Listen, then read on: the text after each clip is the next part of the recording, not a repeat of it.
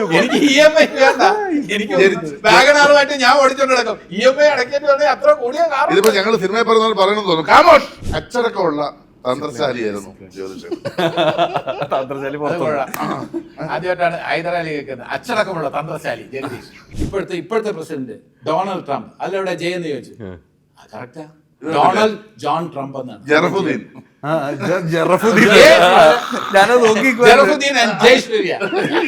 ഞാനോ അല്ലെങ്കിൽ ഐശ്വര്യമുള്ള ഈ ജനറേഷൻ ഇങ്ങനെ ഇരുന്ന് സംസാരിച്ചാൽ അവിടുത്തെ ഈഗോ അല്ലെങ്കിൽ അവിടുത്തെ പ്രശ്നങ്ങൾ പിന്നെ ചിലപ്പോൾ 2 മാസത്തേക്ക് മിണ്ടില്ല, അല്ലെങ്കിൽ 1 വർഷത്തേക്ക്, പിന്നെ സിനിമയെ കൂടെ ചെയ്യില്ല.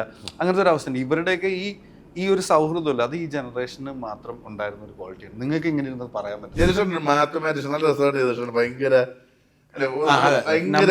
സെറ്റിലായിട്ട് ഭയങ്കര രസമായിട്ട് ചെയ്തിട്ടുണ്ട്. എനിക്ക് ഇത്ര രൂപ ഇത്ര എടുത്തു ആ കണക്ക് പറയുന്ന ഒരു പോർഷനൊക്കെ ഉണ്ട്. അപ്പം നമുക്ക് എന്ത് കണക്ക് എന്നുള്ളതായിരുന്നു നമുക്ക് പുച്ഛമാണ്.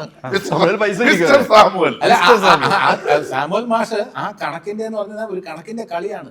ഇത്ര എന്ന് മനസ്സിൽ കാൽക്കുലേറ്റ് ചെയ്ത് പറയേണ്ട ഡയലോഗ് ബൈ ഹാർട്ട് ചെയ്താൽ പോലും കണക്ക് തെറ്റാണ്. പക്ഷെ ഭാഗ്യവശാൽ എല്ലാം കറക്റ്റായിട്ട് പറഞ്ഞു. ഞാൻ ഒരു ഫിഗേഴ്സിന്റെ കളിയുണ്ട്, കണക്കിന്റെ കളിയുണ്ട് ഒരു സീൻ ഞങ്ങൾ തമ്മിലുള്ള. അത് വേറൊരു സീനിലാണ്. നിങ്ങൾ തമ്മിലുള്ള ഞാനൊരു കാര്യം പറയട്ടെ, സീനിൽ തന്നെ എല്ലാ ഡയലോഗും പറയണമെന്ന് ആഗ്രഹിക്കുന്ന ആളാണ്. ഇവർക്ക് എന്തായാലും അല്ല, മൈക്ക് കിട്ടിയാൽ ഞാൻ പിന്നെ ആർക്കും വിട്ടു കൊടുക്കില്ല എന്നാണ് പറയുന്നത്. ഇവിടെ എല്ലാവർക്കും മൈക്ക് വെച്ചിട്ടുണ്ട്. അല്ല, ഞാൻ നോക്കുമ്പോ ഐശ്വര്യ സർബ് ഇങ്ങനെ പൊറോട്ടൊക്കെ ഇങ്ങനെയൊക്കെ നോക്കാറുണ്ട്. അല്ല, ഇവരൊക്കെ ഒരു ആശ്വാസം വന്ന പോലെ. അല്ലെ, ഇവർ തമ്മിൽ നോക്കിയിട്ടെ സിനിമയിലെ ആവശ്യത്തിലുണ്ട്. പക്ഷെ അത് വേറെ ഷർഫ, ഇങ്ങനെ ഇവരൊക്കെ ഒരു സീനിയർ ആളുകളുടെ കൂടെ ഇരിക്കുമ്പോൾ നമുക്ക് പറയുന്ന കൂടുതൽ ഇവർ പറയുന്നത് കേൾക്കാൻ നമുക്ക് ഇഷ്ടം. ഒരു കാര്യം കൂടെ പറഞ്ഞ ബാക്കി ജോണി എന്റെ അടുത്ത് പറഞ്ഞു, ഏത് ചേട്ടാ നമ്മുടെ സക്സസ് എന്താണെന്ന് അറിയാം? നമ്മുടെ രണ്ടുപേരുടെ നമ്മുടെ സക്സസ് എന്താണെന്ന് അറിയാം? അറിയില്ല ജോണി, നമ്മുടെ പേരിൽ ജെ ഉണ്ട്. ഈ ജെ എന്ന പേരുള്ള സക്സസ് ആണ്, അറിയാം? ഞാൻ എൻ്റെ അടുത്ത് നിരത്തി പറഞ്ഞു. അപ്പൊ നോക്കിയപ്പോ ശരിയാണ്. ജെ ഉള്ള വിജയ്, അതിൽ ജെ ഉണ്ട്.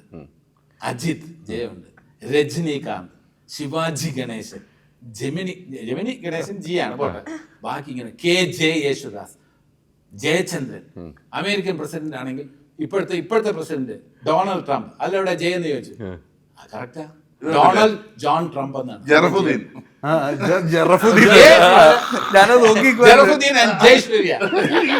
അപ്പൊ ജയ എന്ന് പറഞ്ഞാൽ ആലോചിച്ചപ്പോ കറക്റ്റാണ്. ജയ എന്ന് പറഞ്ഞാൽ ആദ്യത്തെ ഇന്ത്യൻ പ്രസിഡന്റ് രാജേന്ദ്ര പ്രസാദ് ജയ ഉണ്ട്. ഇന്ത്യൻ പ്രധാനമന്ത്രി ജവഹർലാൽ നെഹ്റു ജയ ഉണ്ട്. ഇങ്ങനെ എല്ലായിടത്തും ഒക്കെ ജയ എന്ന് പറയുന്നത് ഒരു ഭയങ്കര സംഭവമാണ്. അത് ജോൺ പറഞ്ഞ അങ്ങനെ അതൊന്ന് പറയാനുള്ളത് വിവരമാണ് അവിടെ വന്നത്. അവിടെ പൈസ മാത്രമേ ഉള്ളൂ. അല്ല, അത് നമ്മൾ സിനിമയിലേക്കാണ്. അവിടെ വിവരമുള്ളൂ, ഇവിടെ പൈസ മാത്രമുള്ള ഒരു അച്ഛൻ.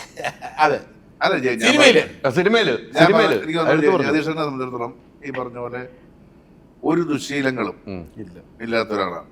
സിനിമ പടവെട്ടി പിടിക്കുമെന്നല്ലാതെ വേറൊരു ദുശ്ശീലവും ഇല്ലാത്ത ഒരാളാണ്. പക്ഷെ അതുകൊണ്ട് തന്നെ ഇങ്ങനെയുള്ള കാര്യങ്ങൾ ആലോചിക്കും. നമ്മൾ അങ്ങനല്ല EMI അടയ്ക്കണം, മറ്റൊരു മാറിപ്പോയി. EMI അടയ്ക്കണമെങ്കിൽ അതിനനുസരിച്ച് കാർ അത്രയും കൂടിയ എനിക്ക് EMI വേണ്ട. എനിക്ക് വാഗണാറുമായിട്ട് ഞാൻ ഓടിച്ചോണ്ട് നടക്കും. EMI അടയ്ക്കേണ്ടി വന്നാൽ അത്ര കൂടിയ കാർ. ഇതിപ്പോ ഞങ്ങൾ സിനിമയിൽ പറയുന്നവർ പറയണമെന്ന് തോന്നുന്നു. കാമോൺ അതല്ല ഒറിജിനൽ പറയാനില്ല. രസമാണ്. ഇതിപ്പോ നമ്മൾ പറഞ്ഞു വെച്ചാൽ ഇവരൊക്കെ സംസാരിച്ച് കേൾക്കുമ്പോഴേ നമുക്കൊന്നും പറയാനും. ഞാൻ ഒരു കാര്യം കൂടെ ഇതൊക്കെ പറഞ്ഞിരുന്നാൽ ശരി. നമ്മുടെ ഇല്ലായ്മയിൽ നിന്ന് കല വരുന്നത്.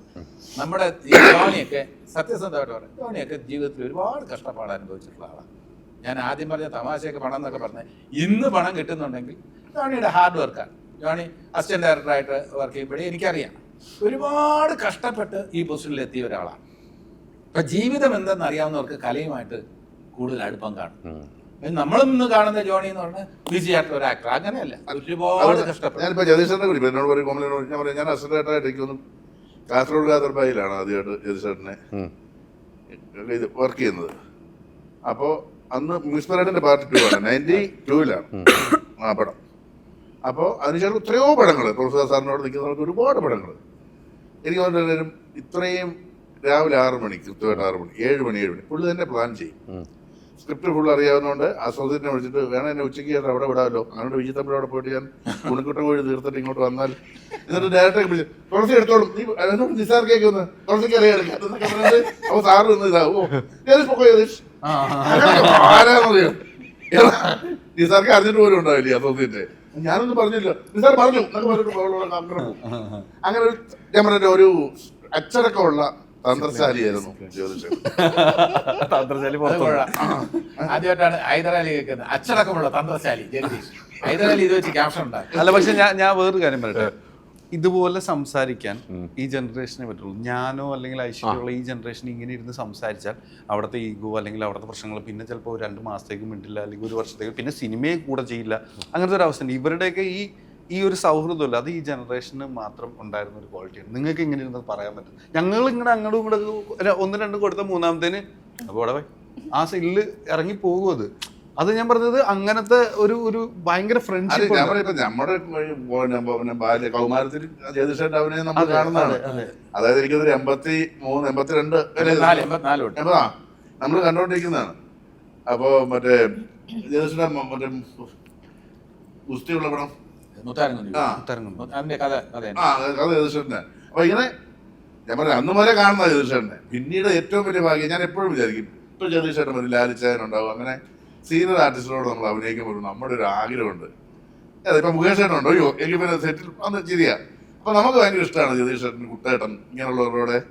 അപ്പൊ എനിക്ക് തോന്നുന്നത് ഇന്നത്തെ ജൂനിയേഴ്സിന് പക്ഷെ അത്രയും ഉണ്ടോ എന്ന് എനിക്കറിയില്ല. പക്ഷെ നമുക്ക് ഭയങ്കര ഇതാണ്. ഇപ്പൊ നമുക്ക് മത്സാരമായിട്ട് ഞാൻ അഭിനയിച്ചിട്ടില്ല. എനിക്ക് എപ്പോഴും തോന്നിയോ ഒരു സീനെങ്കിലും മത്സാരമായിട്ടൊന്ന് ഉണ്ടായിരുന്നെങ്കിലും തോന്നും.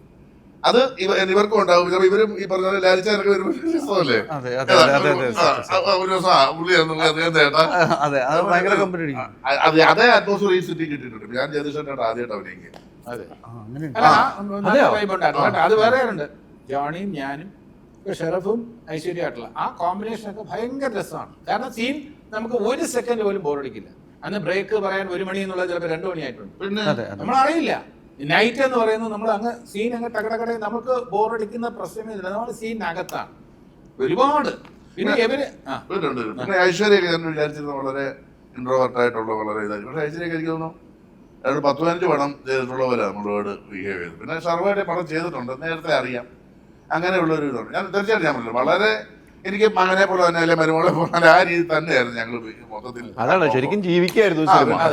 എന്റെ വൈഫായിട്ട് അഭിനയിച്ചു ഗംഗ, അവരൊക്കെ എല്ലാവരും നന്നായില്ല. അല്ല, ഇതിനകത്ത് ഷെറഫൊക്കെ നല്ല പ്രിപ്പറേഷൻ. ഷെറഫും ഐശ്വര്യയും ഇപ്പൊ ഞങ്ങളെ കുറിച്ച് കുറെ പറഞ്ഞല്ലോ. ഷെറഫും ഐശ്വര്യം ഇതിനകത്ത് നല്ല ഹോംവർക്ക് ചെയ്തിട്ടുണ്ട്. ഈ ക്യാരക്ടർ എന്ന് പറഞ്ഞാൽ ഈസി ക്യാരക്ടേഴ്സ് അല്ല. പടം കാണുമ്പോൾ മനസ്സിലാവും എന്താണ് ഇങ്ങനെ പറഞ്ഞു, ഓ അതെന്താ അത്ര വലിയ ക്യാരക്ടറാണ്. ഒരു നായകൻ അങ്ങനെയല്ല, അങ്ങനെ ഒരു സുന്ദരകുട്ടപ്പനല്ല ഇതിലെ നായകൻ. ഇതിന് നായകൻ ഒരുപാട് ഇമോഷൻസ് ഉണ്ട്. അത് ടഫ് റോളാണ്. ഇത് യഥാർത്ഥത്തിൽ വളരെ ടഫ് റോളാണ്. അത് ഹ്യൂമറുണ്ട്, പിന്നെ മാനസികമായിട്ടുള്ള ഒരു നായികയോടുള്ള ഇഷ്ടം, ആ ഇഷ്ടത്തിന് ശേഷം വിവാഹത്തിന് ശേഷം ഒരുപാട് തടസ്സങ്ങൾ, അച്ഛൻ്റെ അടുത്തൊരു നിലപാട്, അമ്മയുടെ അടുത്തൊരു നിലപാട്, ഭാര്യയുടെ അച്ഛനോട് വേറെ നിലപാട്, ഇതൊക്കെ പോയിട്ട് വേറെ മമ്മിയോടൊരു നിലപാട്, ഇങ്ങനെയൊക്കെ പറഞ്ഞ ഒരുപാട് ഷെയ്ഡ്സ് ഉള്ള ക്യാരക്ടർ. ഐശ്വര്യക്ക് അതേപോലെ തന്നെ അമ്മയോടുള്ള ഇമോഷൻസ്, ഭർത്താവിനോടുള്ള ഇമോഷൻസ്, ഇതിന്റെ നടുവിൽ നിന്ന് ഭയങ്കരമായിട്ട് വീർപ്പ് മുട്ടുന്ന ഒരു ക്യാരക്ടറാണ്. അമ്മയോടുള്ള ഭയങ്കര ഇഷ്ടം. അമ്മ ഒരു ഈ ഹലോ മമ്മി എന്ന് പറയുമ്പോൾ നിങ്ങൾക്ക് ട്രെയിലർ കാണുമ്പോൾ ഏകദേശം മനസ്സിലാവുമല്ലോ. അമ്മ എന്ന് പറയുന്ന ഒരു സാന്നിധ്യമാണ്, അല്ലെങ്കിൽ സാന്നിധ്യമില്ലായ്മയാണ്.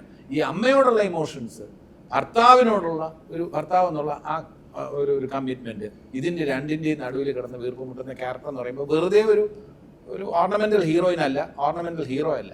നല്ല കഥാപാത്രങ്ങളാണ് ഇവർക്ക് കിട്ടിയിരിക്കുന്നത്. ഒരു മാക്സിമം എഫേർട്സ് എടുത്തിട്ടുണ്ട്.